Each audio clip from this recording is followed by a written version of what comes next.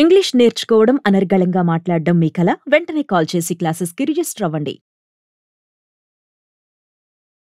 Hi viewers, India's largest digital media network Suman టీవీకి స్వాగతం. ప్రస్తుతం మనతో ఉన్నారు motivational speaker and advocate Ushasri. Usha, అంటే మనం లాస్ట్ వీడియోలో మాట్లాడిన దానికి కొంచెం ఇది కూడా కలుస్తుంది అన్న నా ఫీలింగ్ అనమాట. అంటే ఆఫీస్లలో వర్క్ చేసేటప్పుడు అందరితో మనం చక్కగా సరదాగా ఉండాలి. నువ్వేదో యాటిట్యూడ్ చూపించి ఒకలాగా ఉంటే ఎవరు నీకు పలకరు.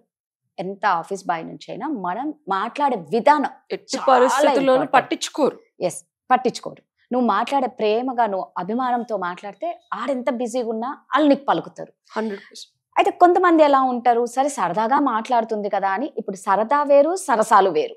సరదాగా మాట్లాడుతుంది కదా అని చెప్పి సరసాలు స్టార్ట్ చేస్తారు. బట్ ఎందుకు ఇలా మాట్లాడుతున్నారు అని మీరు అనుకోవచ్చు, మేము ఎప్పుడు ఇలా మీరు ఏదో ఇలా మాట్లాడుతుంటారు, బట్ ఇది రియల్ గా ఫ్యాక్ట్. 100% రాదా, చాలా సెన్సిటివ్ అండ్ సన్న గీత ఉంటది, సరళీకృతంగా ఉంటుంది అది. ఏమనుకుంటారు, ఆమె నాతో బాగా మాట్లాడుతుంది, సో ఇంకా దేనికైనా రెడీ. నో, ఉండదు. సరదాగా మాట్లాడడం వేరు, ఆ సరదాగా మాట్లాడుతుంది కదా సరసాలు స్టార్ట్ చేస్తారు. సో సరదా వేరు సరసాలు వేరు. ఒకసారి దీని గురించి ఇక్కడ మనం 2 to 3 categories of people and age groups ఎలా తీసుకుంటారు అనేది చూడాలి. ఓకే, నా అనాలిసిస్ చెప్తాను. నేను చేసేది ఒకటే, తీసుకునేది అమ్మాయిలు ఒకలాగా ఉంటుంది. ఆ తీసుకున్న తర్వాత రియాక్షన్ అబ్బాయి చేసేది ఒకటే, ఈ తీసుకున్న తర్వాత రియాక్షన్ ఇంకోలాగా ఉంటుంది, depending on the age group.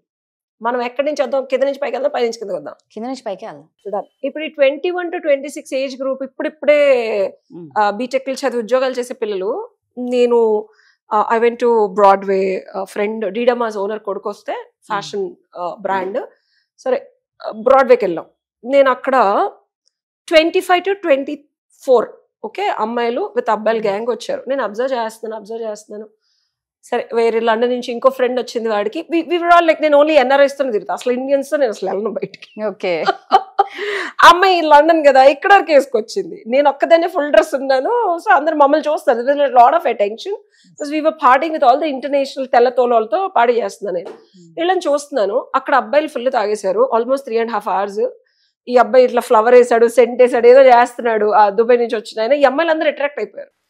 So వచ్చేసారు, నేను వీడియో తీస్తున్నాను. అమ్మాయి వచ్చి హగ్ ఇచ్చేసింది నా ఫ్రెండ్ కి, ఆల్మోస్ట్ 45 ఉంటాడు. హగ్ ఇచ్చేసింది, ముద్దు పెట్టేస్తుంది తాగేసి. ఓకే, ఇది ఈ ఏజ్ గ్రూప్ సినారియో.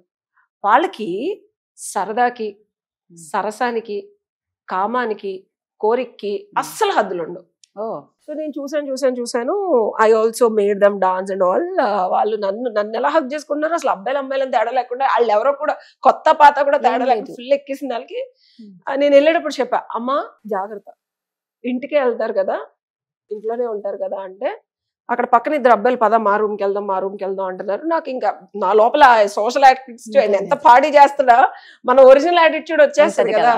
నేను అమ్మాయిని ఇలా గట్టికి పట్టుకొని, జాగ్రత్తగా ఇంటికి వెళ్ళు, మనసు జాగ్రత్త, బాడీ జాగ్రత్త అంటే, నాకు తెలుసు నేను ఏం చేస్తాను, this are all my friends, నన్ను ఏం చేయరు అంటే, నేను అబ్బాయికి చెప్పా, ఆ పిల్లని జాగ్రత్తగా తీసుకెళ్లి ఇంట్లో వదిలిపెట్టు, పిచ్చేషలేక నేను అడ్వకేట్ అని చెప్పా. బికాస్ ఐ కుడెంట్ సీ అంత ఆడపిల్లలు మన కళ్ళ ముందు వాళ్ళు అలాగ అంత తాగేసి ఒళ్ళు, అమ్మాయికి ఇక్కడ వరకు డ్రెస్ ఊడిపోయింది అప్పటికే. సో సరే నేను చెప్పాను, వాళ్ళు వెళ్ళిపోయారు. దూరం నుంచి ఒక ఆవిడ అబ్జర్వ్ చేస్తుంది, ఆస్ట్రేలియన్ ఎంబసీలో వర్క్ చేస్తుందంట. సో నేను వెళ్ళిపోతుంటే ఆవిడ నన్ను అబ్జర్వ్ చేస్తుందని, మేడం హాయ్ అని చెప్పా.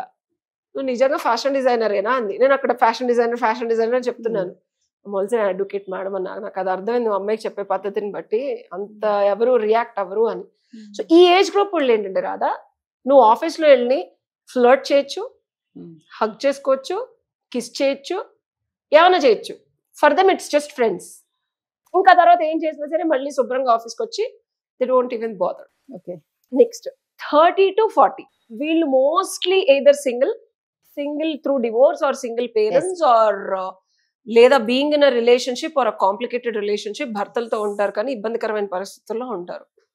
ఇందులో 2 కేటగిరీస్. ఒక category looking for date. So వీళ్ళేంటి, వీళ్ళతో కనుక నువ్వు అలా బిహేవ్ చేస్తే బాగా మాట్లాడుతుంది, వీళ్ళే చూస్తూ ఉంటారు, అంటే మనకి ఎవరైనా సెట్ అవుతారా, ఓకే కొంచెం బాగున్నారు, ఫ్లర్టీగా మాట్లాడుతున్నారు అంటే వీళ్ళు కొంచెం అడ్వాంటేజ్ ఇస్తారు, ఎదుటోళ్ళు తీసుకుంటారు.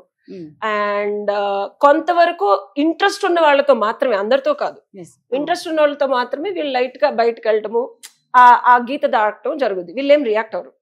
ఇదే ఏజ్ గ్రూప్ లో కమిటెడ్ రిలేషన్షిప్ లో ఉన్నోళ్లతో కనుక వాళ్ళు ఏదో సరదాగా మాట్లాడుతున్నారని కానీ, నువ్వేదో కామెడీతో ఫ్లర్టింగ్ చేసి నీ బ్లౌజ్ బాగుందనో ఇంకేదో గాని, లేకపోతే ఈ రోజు నైట్ ఏం చేస్తున్నావు అని గాని, ఈవినింగ్ పార్టీ ఏంటని గాని, అట్లా పిచ్చి పిచ్చిగా ఈ ఏజ్ గ్రూపులతో మాట్లాడినట్టు కనుక మాట్లాడి చెప్పించు కొట్టేస్తారు. అది కరెక్ట్. చెప్పుచ్చు సీరియస్ గా కొట్టేసి ఆడు కనుక ఈవిడ కింద పని చేస్తే ఆడికి లేనిపోని మెమోలు, ఈవిడ పైన కనుక పని చేస్తే అసలు ఈవిడ పని చేయదు. సో ఇట్లాంటి రియాక్షన్స్ ఉంటాయి. Okay, because they get offended. Next 40 to 50 and 50+ like whatever, these are all project managers ఉంటారు లేడీస్. ఓకేనా? సో వీళ్ళతో నువ్వు కనుక ఇలా ట్రై చేసి యూ ట్రై టు బీ మంచి సబార్డినేట్ గా, నువ్వు వాళ్ళేదో కొంచెం బాగా మాట్లాడుతున్నారు, విమెన్ కదా, లేట్ నైట్ మెసేజ్లు పెట్టడం, లేకపోతే బయటకు పిల్లడం, ఇట్లాంటివి చేసావనుకో, so they reaction will be completely different. Okay, so సున్నితమైన గీత ఉంటది. ఫ్లర్టింగ్ అబ్బాయిలకి ఇప్పుడు తెలియంది ఏంటంటే, ఈ ఏజ్ అమ్మాయి ఇలా ఉంది కాబట్టి ఈ ఏజ్ కూడా ఇలానే ఉంటది, ఈ ఏజ్ కూడా ఇలానే ఉంటది అని చెప్పి ఒక గీత తెలియకుండా బిహేవ్ చేసే అబ్బాయిలకి ఏంటంటే, మీ రాతలు మారిపోతాయి. ఆడవాళ్ళని అబ్జర్వ్ చేసి సరదాకి సరసానికి చాలా తేడా ఉంది. సరదా అంటే ఎదుటి వాళ్ళని ఎప్రిషియేట్ చేస్తూ వాళ్ళు ఎంజాయ్ చేసేలాగా మీ మాటలు మీ చేతులు ఉండాలి. ఎదుటి వాళ్ళు కూడా మీ కంపెనీని ఎంజాయ్ చేయాలి, ఎదుటి వాళ్ళు కూడా అప్రిషియేట్ చేయాలి. నలుగురిలో విన్నప్పుడు అది చెవులకి సొంపుగా ఇంపుగా ఉండాలి. అండ్ ఆడవాళ్ళ గౌరవానికి కానీ, వాళ్ళ బ్యూటీని కానీ, ఇంకొక రకంగా వ్యంగ్యంగా గౌరవానికి కానీ, వాళ్ళ మనసుకు కానీ ఇబ్బంది కలగకుండా ఉండడం సరదా. డెఫినేషన్ తెలుసుకోండి అబ్బాయిలు. సరసం అంటే ఇండైరెక్ట్ గా నువ్వు వచ్చి నాతో పడుకుంటావా, లేకపోతే బయటకు వెళ్దామా, లేకపోతే నీకేమైనా ఇంట్రెస్ట్ ఉందా నా మీద అని నలుగురు ముందు కానీ, పర్సనల్ మెసేజ్ల్లో కానీ మాట్లాడేది సరసం. ఓకే, సో సరసం వీళ్ళలోకి ఇప్పుడు వీళ్ళు ఎందుకు వెళ్తారంటే, ఇప్పుడు బిజినెస్ మీటింగ్స్ లో కూడా పబ్బులకి పార్టీలకి వెళ్ళినప్పుడు ఏదో తాగేసినప్పుడు ఎప్పుడో ఈ 50 years 40 years వాళ్ళు కూడా వీళ్ళు వచ్చినప్పుడు చిన్నపిల్లలు కదా అని ఏదో హక్ చేసుకోవడము, నార్మల్ గా ఏదో జోకులు, ఇది ప్రైవేట్ పార్టీల్లో ఉన్నప్పుడు, ఆఫీస్ కి పని కాని సందర్భాల్లో వీళ్ళు చేసినప్పుడు ఏదో మాట్లాడితే రెస్పాండ్ అయ్యేదాన్ని బట్టి వీళ్ళు రియాక్ట్ అయ్యి కనుక వీళ్ళ దగ్గరికి వెళ్తే చెప్పించు కొట్టడం సంగతి దేవుడు ఎరుగు. రిపర్కేషన్స్ ఆఫ్ వర్క్ లో చాలా ఉంటాయి.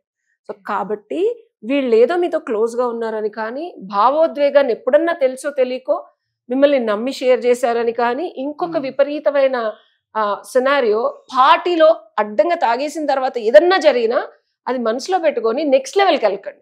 ఎందుకంటే కాన్షియస్నెస్ వచ్చిన తర్వాత వాళ్ళు ఎలా ఉన్నారు అనేది ఒక 10-15 వారాలు నెలలో చూసిన తర్వాత రెస్పాండ్ అవ్వండి, లేకపోతే మీకు పిడిపడిపోతుంది. కరెక్ట్, నిజంగా చాలా చక్కగా చెప్పావు ఉషా. ఇది ఈ సరదా అనేది నిజంగా నీట్ గా చక్కగా చెప్పావు.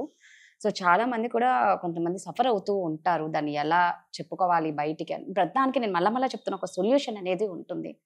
ఇలాంటి వాళ్ళ దగ్గరికి వెళ్ళాలి. Thank you.